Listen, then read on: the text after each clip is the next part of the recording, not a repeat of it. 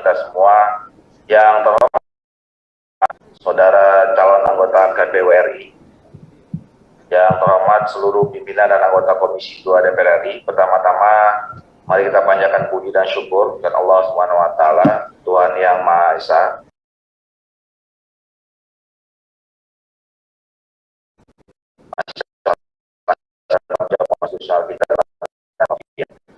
Bapak Ibu sekalian, sesuai laporan sekretariat,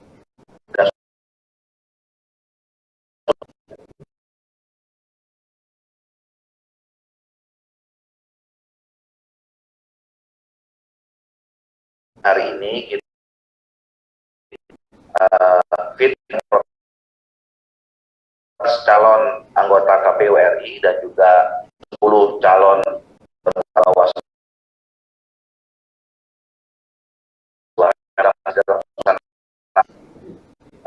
menghadapi pandemi COVID-19. Kita melaksanakannya sesuai dengan tertib yang sudah ditetapkan oleh pimpinan Bamus. Laksanakan saja hybrid. Tentu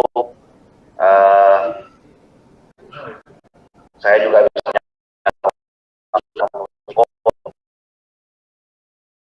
pasal 211 ayat 1 peraturan tertib DPR RI dan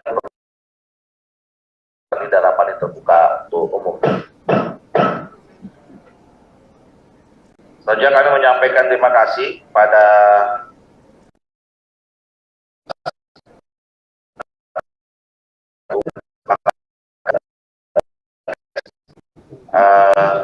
kita sudah juga menyusun jadwal, jadi dan Bawaslu RI yang hadir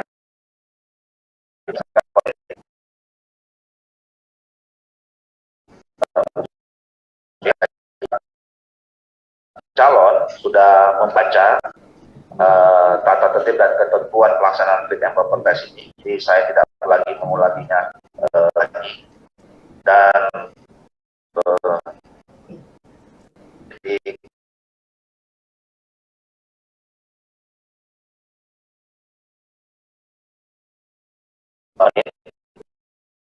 itu sudah termasuk pergantian ya antara calon yang sama dengan calon. Untuk dari pagi jam 10 akan menguji 2 calon ya. Oleh itu tanpa lagi waktu, kami persilakan untuk maksimal 15 menit. Nanti akan kami minta masing-masing ada 9 penanya.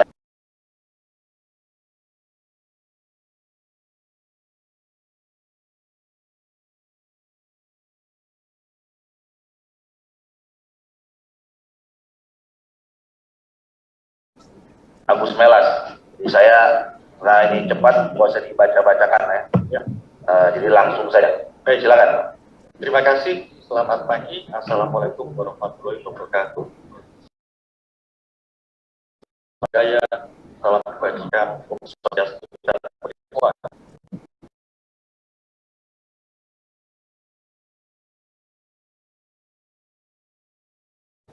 Perkenalkan, nama saya.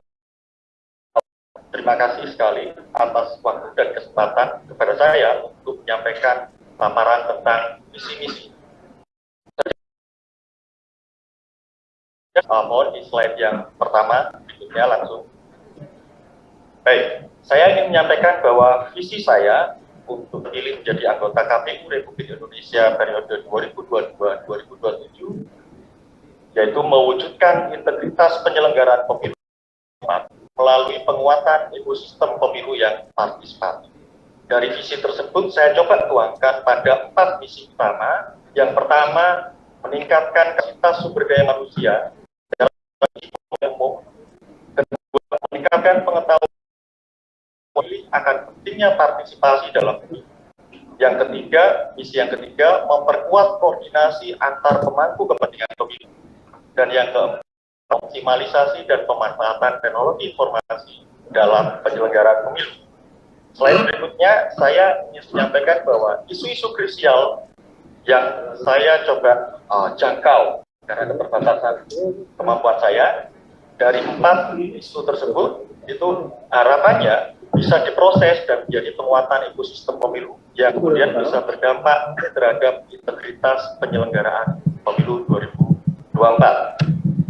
Saya menyampaikan ini hasil pemetaan yang saya lakukan terkait dengan ekosistem pemilu yang saya sebut demikian, di mana penyelenggara pemilu, KPU, Bawaslu, DKPP sebagai satu kesatuan lembaga penyelenggara pemilu dalam bekerja selalu akan berinteraksi dengan para pihak, baik itu politik, peserta pemilu, pemerintah, Komisi 2 DPR RI, pegiat pemilu, akademisi, maupun kelompok-kelompok profesional.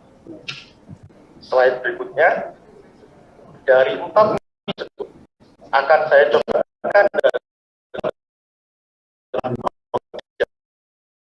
pertama, peningkatan kapasitas KPU provinsi dan kabupaten untuk memberikan kemudian pengembangan kurikulum tata kelola pemilu yang sudah bekerjasama dengan beberapa kampus, dan itu harapannya akan kampus nanti kita bisa dorong menjadi laboratorium pemilu karena kita sudah 5 kali melaksanakan pemilu demokratis. Program pendidikan pemilu, saya akan coba menekankan pada fokus pada reformulasi modul, penentuan tolak ukur terhadap proses-proses pendidikan pemilu, capaian termasuk terakhir dari sekitar 81, ada sekitar 17,5 juta suara tidak sah akan difokuskan ke sana. Kemudian juga termasuk untuk elaborasi dan perluasan, termasuk dalam konten lebih luas dari para pihak yang sekitar pemangku kepentingan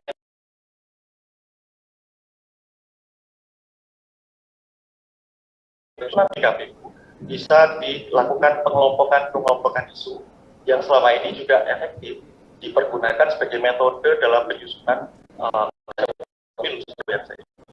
Jadi KPU misalnya partai politik misalnya, mungkin ada beberapa kelompok politik yang masuk ke parlemen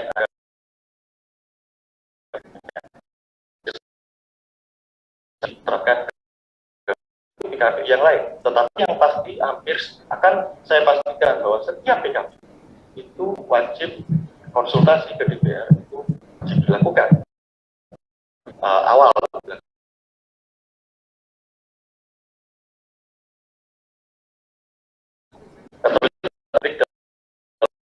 Pemilu otomatisasi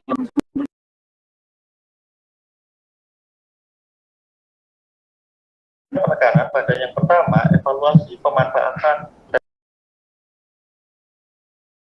2019, kemudian difokuskan pada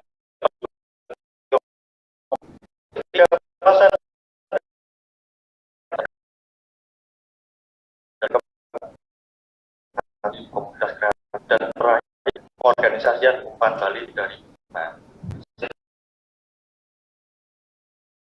saya coba misalnya salah satu dari program kerja yang saya coba ajukan itu terkait dengan pendidikan pemilih berkelanjutan. Kira-kira model skema kerjanya akan begini.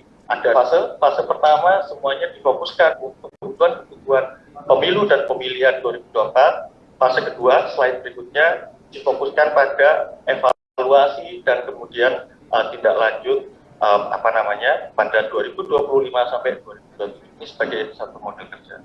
Slide yang terakhir terkait dengan mekanisme kerja, apapun yang saya tawarkan dalam program kerja terkait dengan visi dan misi program kerja, ini tetap akan dibutuhkan satu mekanisme kerja. Saya paham akan bisa bekerja dan tertentu membutuhkan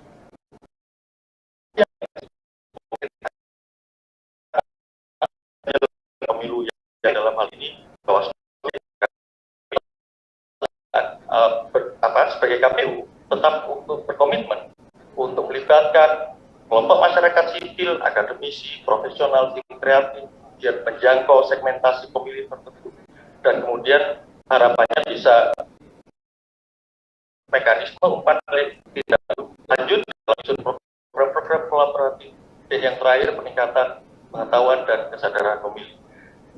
Bapak Ibu pimpinan dan anggota Komisi 2 yang terhormat, itu paparan yang bisa saya sampaikan terkait dengan visi dan ada beberapa model skema kerja yang saya coba tawarkan. Terima kasih. Selamat pagi.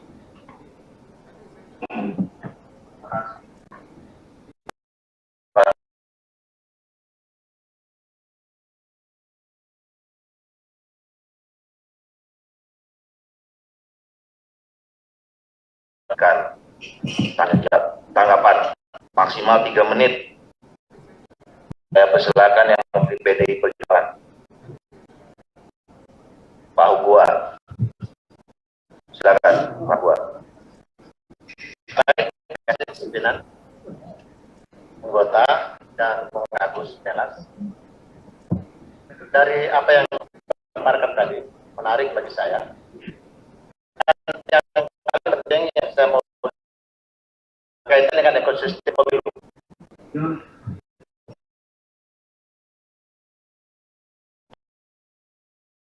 Segala sistem pemilu, berarti ada subsistem. Ya, dalam satu ekosistem pasti ada subsistem. Lalu saya bilang, fokus salah satu dalam visi misinya adalah di pendidikan kelanjutan pemilih ya. Kenapa alasannya ke sana? Dari subsistemnya, dari semua sistem, ada subsistem yang Anda mau perdalam. Coba diberikan alasan kenapa itu menjadi prioritas.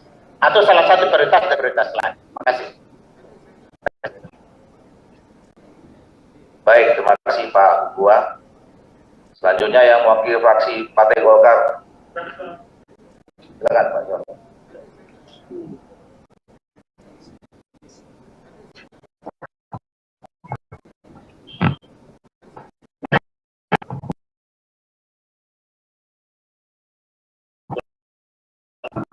Pimpinan dan anggota Komisi 2 yang saya hormati, calon komisioner yang saya hormati, mencermati dari paparan saudara tadi, saudara belum menjelaskan kepada kami secara ringkas apa saja permasalahan-permasalahan yang kalau kita lihat dari pemilu tahun 2019.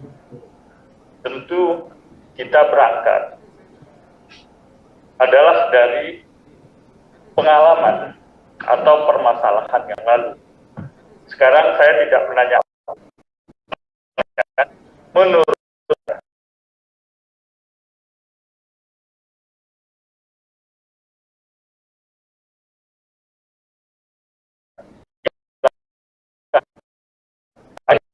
maupun tahun 2019.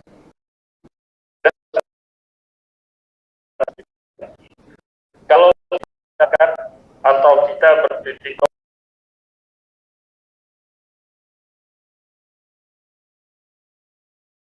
ini, insya Allah kedepannya akan menjadi lebih baik. Terima kasih Tuhan. Assalamualaikum warahmatullahi wabarakatuh. Bagus, catat nanti sekaligus jawab semuanya. Selanjutnya dari Partai Gerindra. Silakan Pak Pranto. Assalamualaikum warahmatullahi wabarakatuh. Pimpinan, Bapak Ibu yang saya hormati, saudara calon anggota KPU yang saya hormati.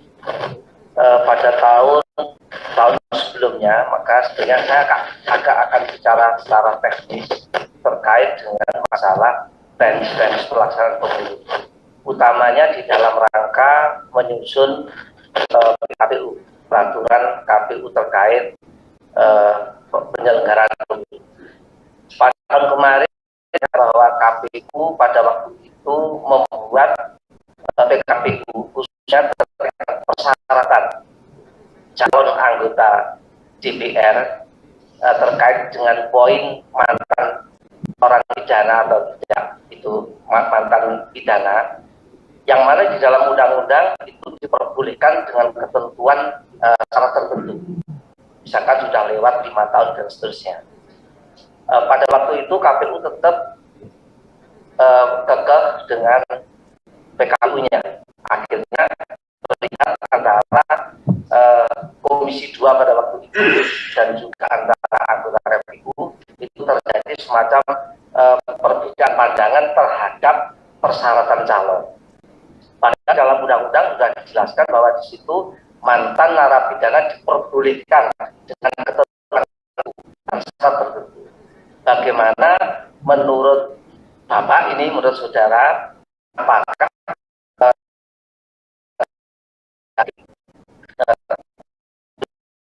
yang ini kan di saudara. Terima kasih. Assalamualaikum warahmatullahi wabarakatuh. Waalaikumsalam warahmatullahi wabarakatuh.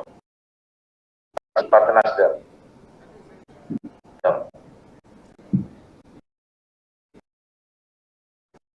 Terima kasih pimpinan. Dan lainnya dan rekan-rekan.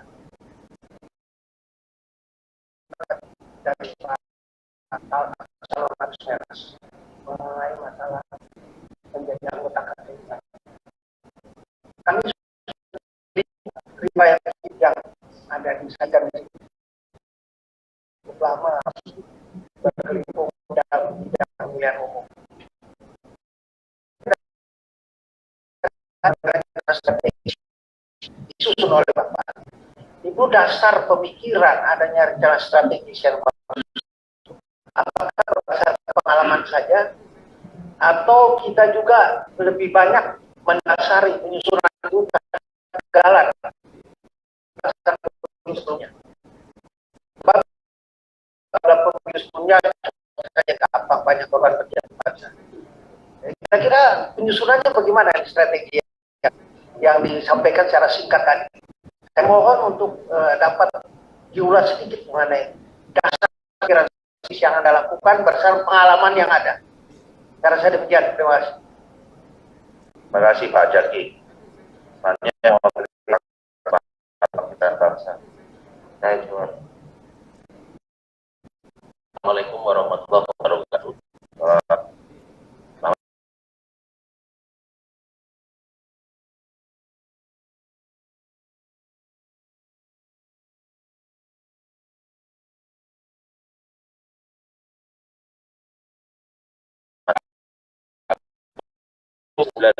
Kemarin menyisakan fenomena di mana banyak petugas penyelenggara pemilu TPS ya jatuh sakit bahkan meninggal.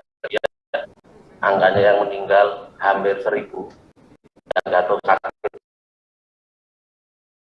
Dengan 2024 dengan undang-undang pemilu yang tidak berubah,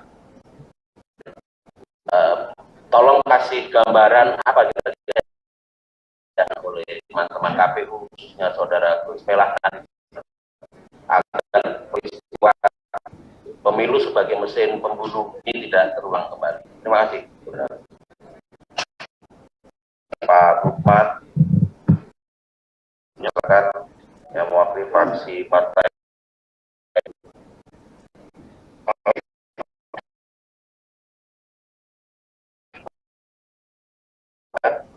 untuk saudara, coba saudara jelaskan yang dimaksud dengan TS menurut pandangan saudara satu calon yang sempurna TSN. Terima kasih. Terima kasih Pak Wahyu. Yang fraksi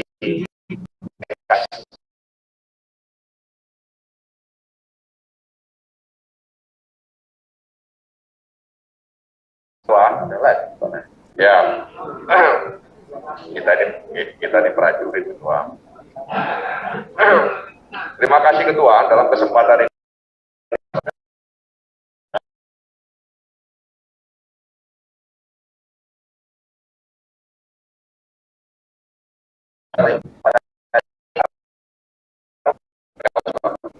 Ada suratnya. Nanti apa-apa nanti ya. Bapak kita sudah sepakat kemarin soalnya yang hadir. Silakan Pak. Baik Ketua, terima kasih Ketua dengan kesempatan. Pertanyaan kami adalah bagaimana pendidikan pemilih dalam paparan visi dan misi saudara dapat dijalankan dan bagaimana mengukur output yang tepat sesuai target ya, guna menghadirkan sebuah penyelenggara integritas mengingat waktu yang sangat terbatas di mana Agustus 2022 ya sumber daya manusia KPU itu akan tahapan pencoblosan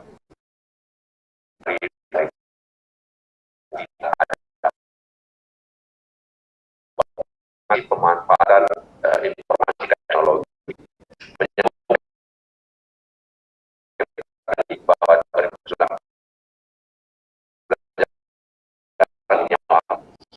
sampai hari ini memang kita tidak tahu kenapa mereka bisa meninggal, apakah penyakit yang mereka derita atau ada.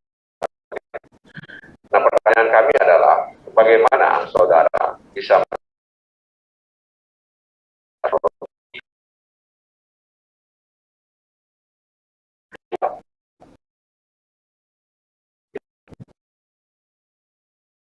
2019. Mudah-mudahan tadi saudara sampaikan itu bisa mencegah.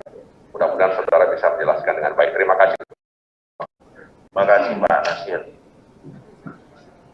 Dia mewakili fraksi PAN.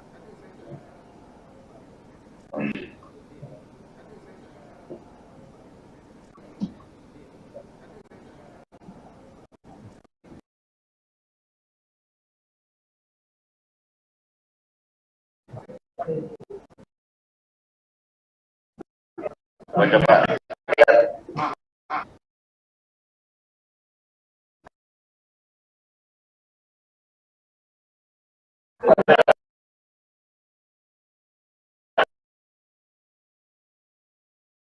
Atau mau di sini?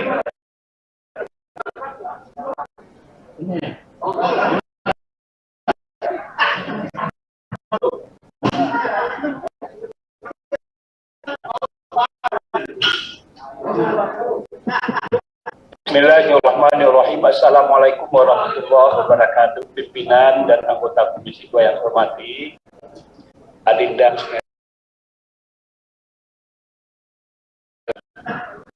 visi misi beliau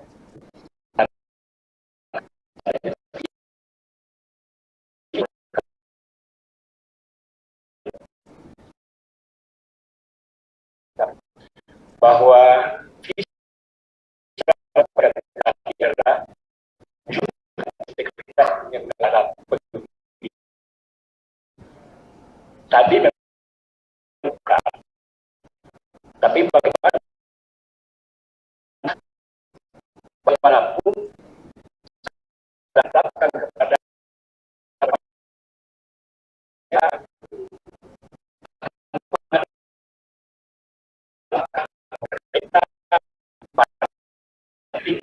kemudian peserta pemilu, caleg, kepala daerah dan lain sebagainya.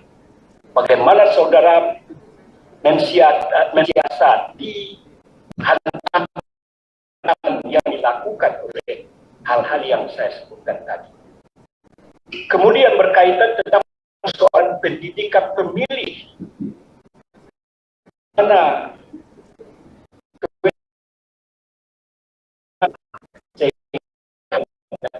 saudara bisa kedua, apa upaya yang saudara lakukan sehingga keinginan untuk agar pemilih itu adalah pendidik dia pendidikannya yang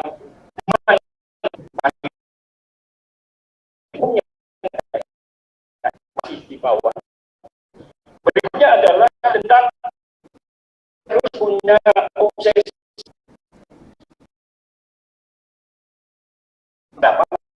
sesuai dengan harapan dan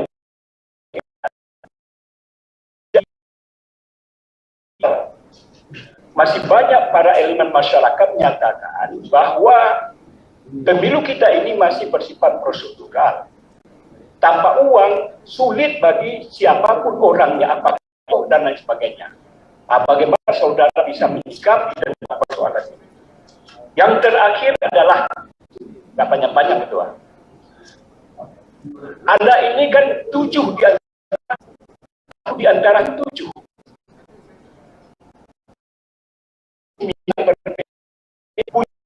Yang bermacam-macam. Bisa sehingga harapan dan keinginan bahwa KPU itu KPU yang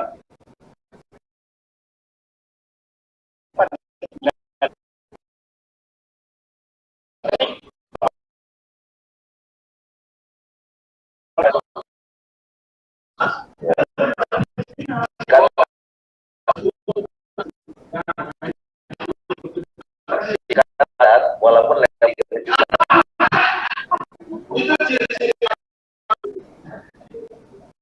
dari fraksi P3.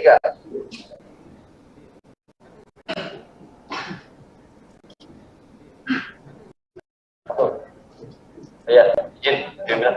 Oh, ya.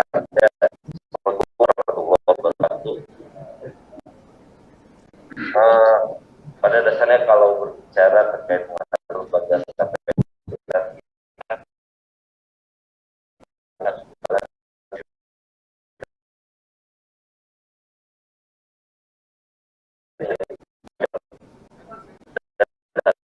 itu akan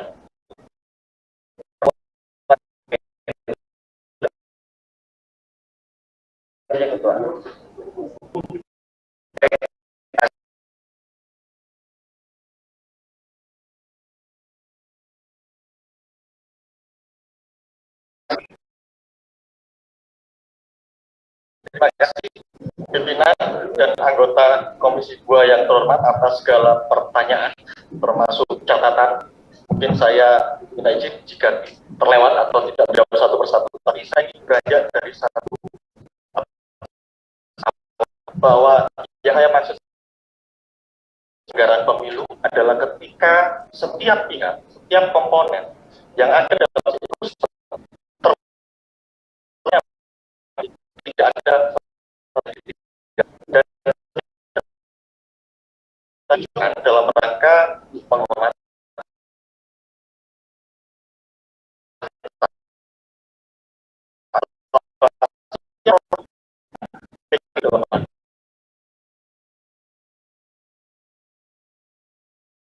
jajaran di bawah itu sedapat mungkin memang bisa direview ulang karena berdasarkan pengalaman pelaksanaan pemilu 2019 lalu itu pasti ada banyak catatan-catatan salah sehingga nanti kita bisa review ulang untuk PKPU setiap tahapan dan itu kemudian dikonsultasikan terlebih dahulu pada Komisi 2 dan DPR misalnya terkait dengan isu pencalonan saya karena KPU itu pelaksanaan sebenarnya memungkinkan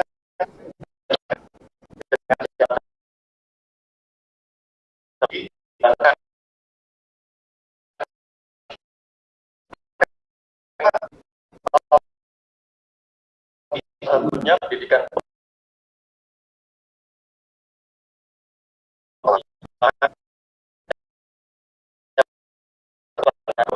terutama sejak pelaksanaan pemerintah itu menghasilkan itu sekitar 10 sampai 11%. Itu jumlahnya karena populasi kita besar, maka yang terakhir bisa 17.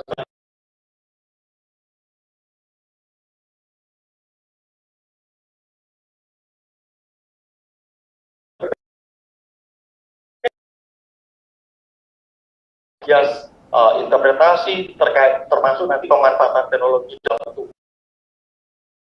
Sampai sekarang kan ada semacam sekitar 16 kombinasi cara pemilihan yang bisa dimungkinkan sah. Nah, oleh karena itu difokuskan yang oleh pemilih, sehingga pemilih diorientasikan pada tahun 2020. Salah satu ini termasuk output dan targetan itu mengurangi jumlah suara tidak sah. Salah satunya ada isu lain, misalnya pemilu 2019 lalu kita juga menghadapi problem-problem seputar disinformasi, hoax,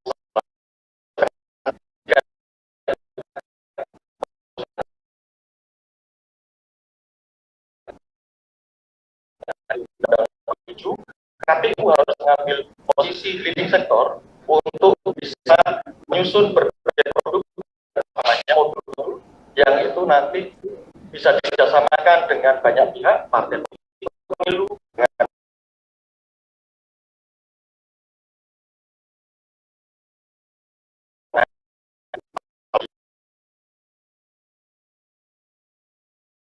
kerjasama aparatur dengan di pemerintah daerah dengan jajaran KPU di bawah.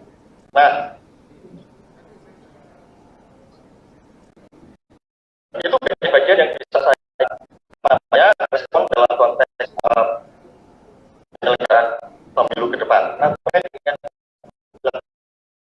tadi kan dalam konteks pelanggaran pemilu, tentu posisinya kalau pelanggaran tertentu melibatkan aparat pemerintah atau aparat negara, misalnya kemudian ada dampak luas efeknya selama itu, tentu secara by konsep demikian, tetapi nanti tentu jika memang dipilih konsep bagaimana praktek itu, saya diri saya untuk berkomitmen membicarakan terbuka dalam proses-proses konsultasi, baik yang sifatnya komunikasi yang sifatnya informal ataupun proses-proses komunikasi yang sifatnya formal berupa konsultasi. Itu yang komitmen yang saya pastikan akan saya lakukan, termasuk komitmen dalam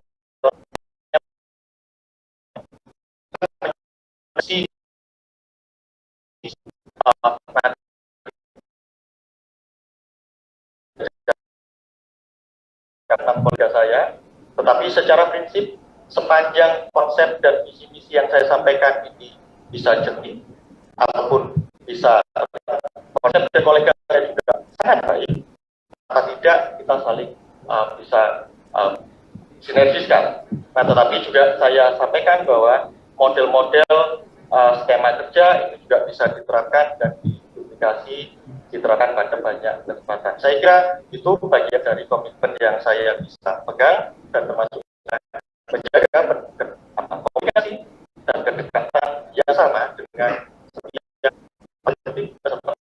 dengan Komisi 2, dengan pemerintah, karena tahun 2024 tantangan tidak sedikit.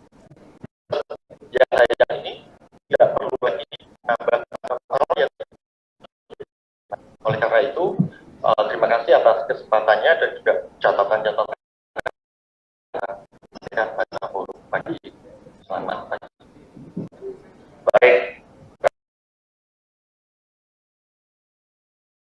kita beberapa hari baru saja mendengarkan dan kemudian tadi Bapak Ibu juga tanggapan.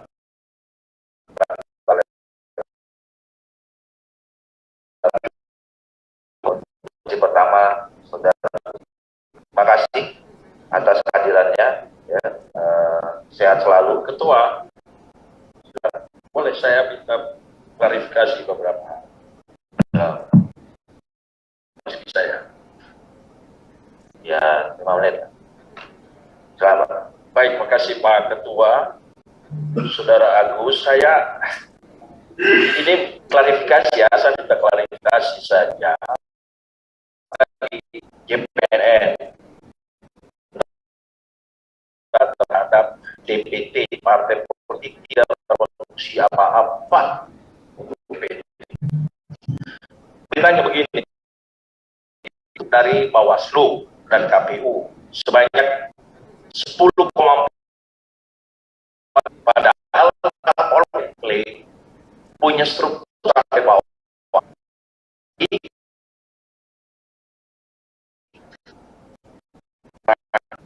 Sementara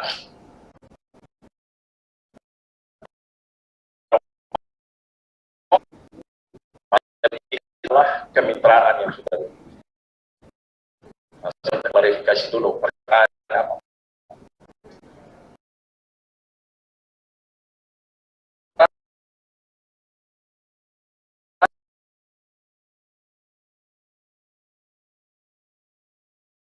Kita dianggap mengurus sampai masalah-masalah yang menjadi kewenangan konstitusional Bawaslu dan KPU. Tolong diklarifikasi. Ya, terima kasih. Sebentar. Dan sini. Oh, silakan.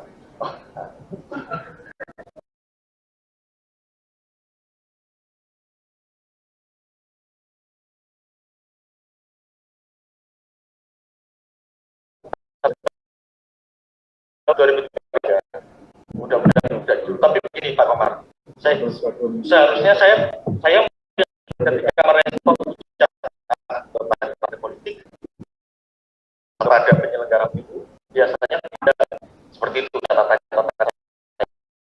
nanti ada pemilihan mau pilkada maupun untuk yang pilih tetapi tidak tercatat di situ biasanya begitu. Nah saya juga sejauh yang saya yakin pengalaman yang saya ikuti Pak Komar terakhir saya malah menjadi tim pemerintah dalam penyusunan undang-undang nomor 7. Jadi kalau sampai saya punya pikiran yang politik bisa saya baca tapi tidak ada intensi malah saya jadi saya menjadi undang saya berikan kepada waktu itu di Pansus mulai dari penambahan usia 50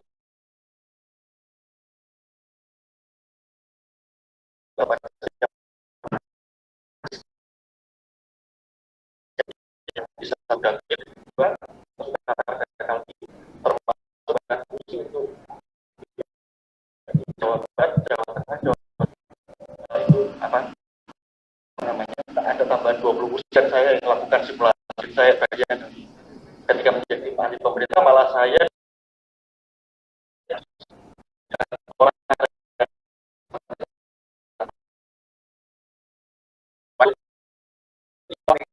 karena pengalaman KPU yang teman-teman KPU yang berasal dari NGO tapi sudah masuk di KPU kita itu masuk dari bagian dari sistem negara jadi kebiasaan di luar jangan dibawa masuk dalam karena bagaimanapun partai politik itu adalah mitra yang istilah kami di Komisi 2 itu pesta jadi kita harus kerjasama yang baik dari awal harus clear urusannya jangan sampai besok menjadi masalah ya makasih Ketua. Baik, terima kasih Pak. Bapak Ibu sekalian, saya kira kita bisa angkat